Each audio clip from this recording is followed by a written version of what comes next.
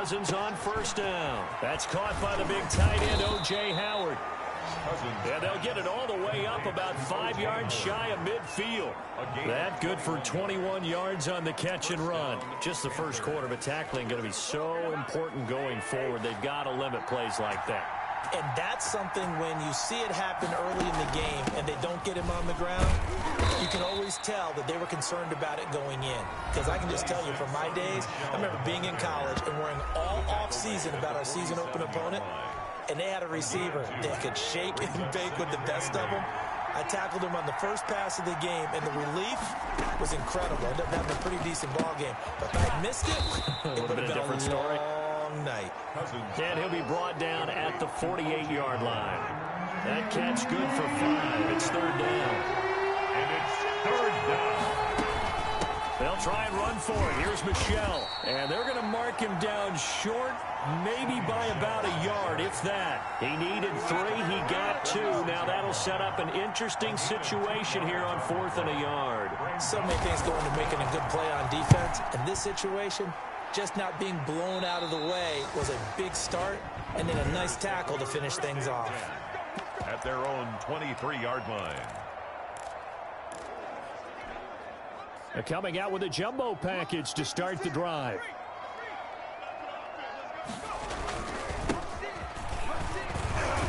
And the result here, a pickup of 8. Leaves him with 2 to go on second down. By number 24. The numbers for him from a week ago, 19 carries, 57 yards. He's been a huge part of their winning streak because he establishes not just an identity and a tone, but the team relies on it. He takes care of the football, he gains yardage for him, chews up clock, and that's been a big part of why they're winning games lately. On second down, Middleton, and he'll be brought down right around the 37. 6 yards the pickup, and that's a first down. They were not fooling around at all, were they? Second and short, and they brought out the heavy package. Almost felt like the super heavy package against that defense, didn't it? Yeah, I don't think they expected that much beef up front, and it turned into an easy first down conversion. And this will be stopped at the 44. That one good for 7 yards. 7 yards the pickup there. On second down now, Middleton, and he'll be brought down just shy of midfield at the 49-yard line.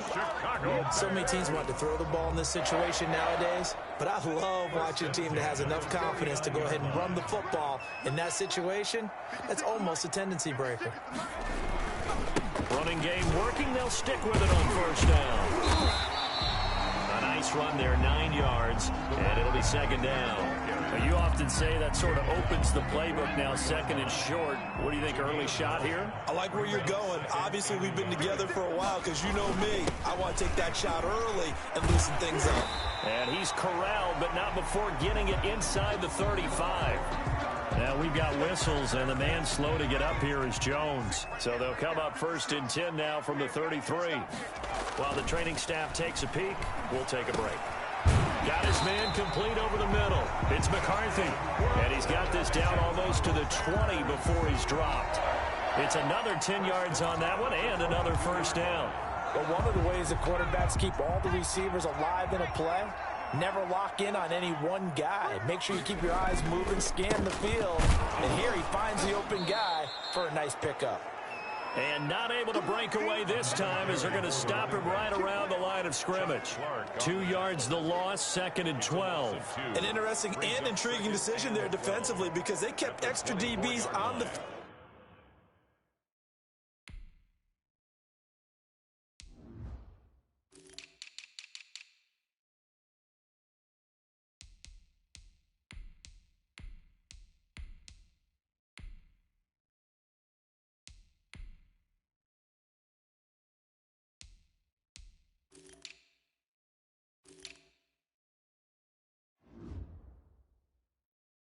field, despite seeing the multiple tight end look that came out for the offense. I thought they were going to switch out of it. I didn't know if they felt they didn't have time or what the case was. Well, in any event, the extra speed allowed for great penetration as they stuffed that one behind the line of scrimmage.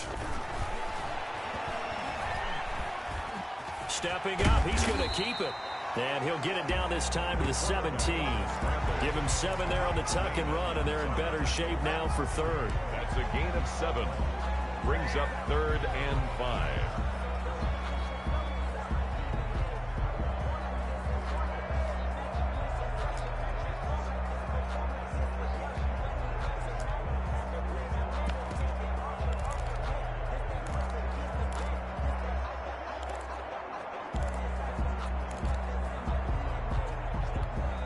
They'll break the huddle and come up on the 9th play of this drive, needing 5 yards on 3rd down. He'll drop to throw. And that's complete. It's Watson. And the Bears are going to have 1st and goal as they try to finish off this drive with 6 points. They're able to convert on 3rd down, and that sets up a 1st and goal. Pretty solid start for the rookie here on this first drive, Charles. Able to have some confidence, stepping back into the pocket, move around a little bit, find open receivers, and deliver. That just means his confidence is going to continue to grow because he's getting more and more comfortable with each completed pass. It's a gain of a yard, and it'll take us to the end of the first quarter. We're scoreless after 1.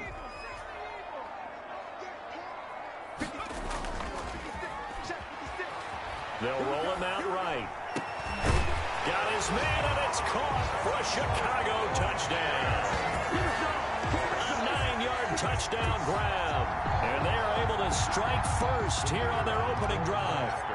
That's an early touchdown grab for last week's NFC Offensive Player of the Week. He was so electric, and they talked about it all week long. Have to try to contain him. And now for him, being able to focus on the task at hand and not just immediately assume that last week it totally carries over, but you got to like the start that he has, showing those great hands that we've seen from him throughout. Taken about 7 yards deep, and he'll just sit on this one as their drive will start at the 25. The Panthers coming back out onto the field for their second drive. They'll be looking to match that touchdown from a moment ago. 7-0 is the score as they begin with a 1st down. This drive starts out on the ground with Michel. And from the 25, they work this to the 29, a gain of 4. 2nd and 6, just inside the 30. A gain of 4. It's now 2nd and 6. On the ground, Michel. And he's going to be brought down by the face mask. Here come the flags. This is going to get him a 1st down. Face mask. Defense. Man, this is ridiculous, man. Officials so cognizant.